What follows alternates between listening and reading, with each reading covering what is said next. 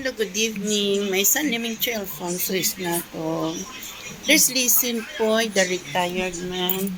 This is latest little groceries from Tiong Baru Plaza.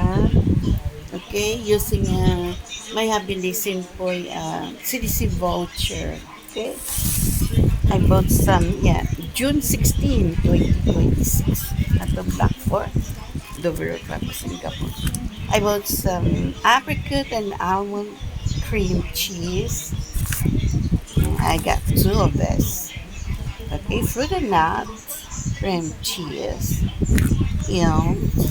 Apricot, almond. Alright? Okay, there's some chicken. Sausage, Chinese sausage. Honey tomato, cherry. Vegetables. Nice for lettuce. I have some fruit jelly mix, okay? So lovely. It's $7 something. Some tissue bags, spaghetti sauce, regular tomato, chips layer. Using voucher.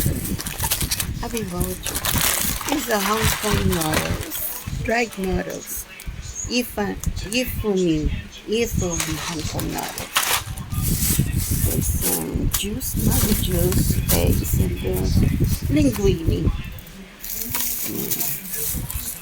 And more chips, fruits, oranges, apple. We have some kueh here we bought just now. Kueh.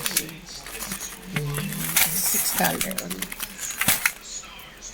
This one out of, not from this, from the roadshow, Timaru Roadshow, meaning in the middle of the shopping mall.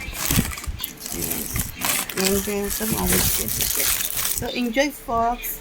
This is like $60 something using the voucher. Enjoy. At some Black Fort, the work of Singapore.